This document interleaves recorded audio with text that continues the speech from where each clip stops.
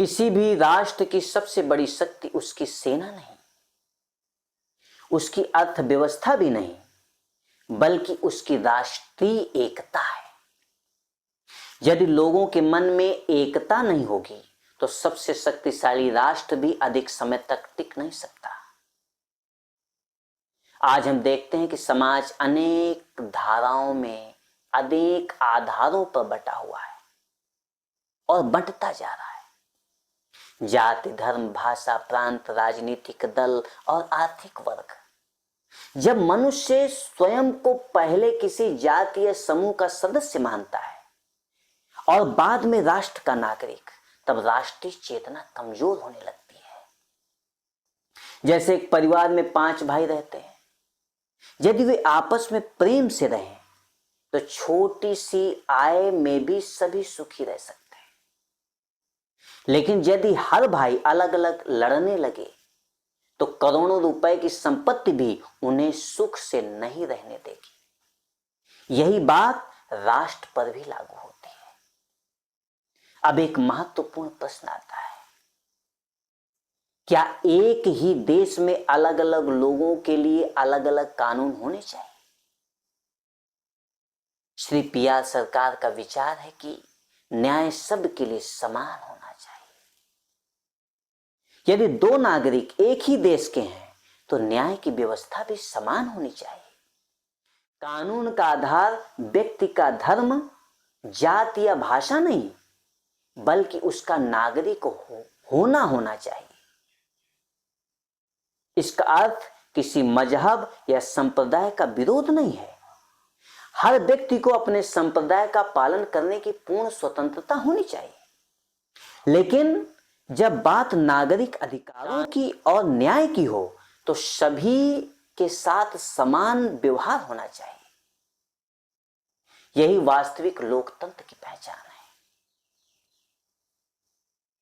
भारत में बहुत सारी भाषाएं और बोलियां बोली जाती हैं।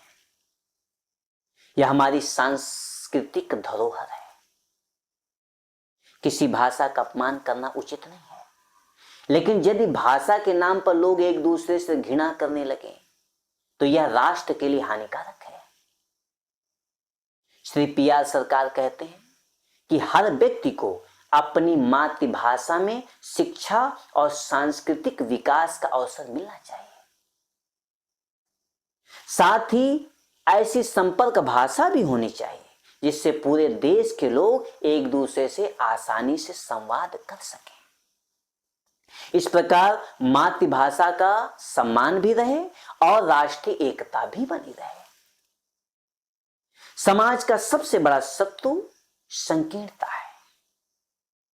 यदि कोई व्यक्ति केवल अपनी जाति के लोगों का हित सोचता है तो वह पूरे समाज का हित नहीं कर सकता।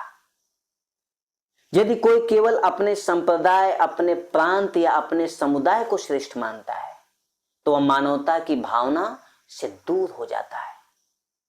श्री पीआर सरकार हमें नव्य मानवतावाद का संदेश देते हैं। वे कहते हैं कि मनुष्य को केवल अपने परिवार, जाति या देश तक सीमित नहीं रहना चाहिए। उसे संपूर्ण मानव समाज और सभी जीवों के कल्याण की भावना रखनी चाहिए। यही सच्ची आध्यात्मिकता है। संविधान का उद्देश्य केवल सरकार चलाना नहीं होना चाहिए। उसका उद्देश्य ऐसा समाज बनाना होना चाहिए जहां सभी नागरिकों को समान सम्मान मिले, किसी के साथ अन्याय न हो, जाति, संप्रदाय और भाषा के आधार पर भेदभाव समाप्त हो, राष्ट्रीय एकता मजबूत हो, प्रत्येक व्यक्ति को विकास का समान अवसर मिले। जब तक संविधान इन उद्देश्यों की दिशा में कार्य नहीं करेगा तब तक समाज में स्थायी शांति स्थापित नहीं हो सकती। याद रखिए, राष्ट्र की शक्ति केवल हथियारों में नहीं होती। राष्ट्र की शक्ति उसके लोगों के हृदय में होती है। जब नागरिक एक दूसरे को अपना मानते हैं तभी राष्ट्र महान बनता है। यदि हम जाति, धर्म, भाषा, क्षेत्र के ऊपर उठकर मानवता को अपनाएं तो एक आदर्श समाज का निर्माण अवश्य होगा।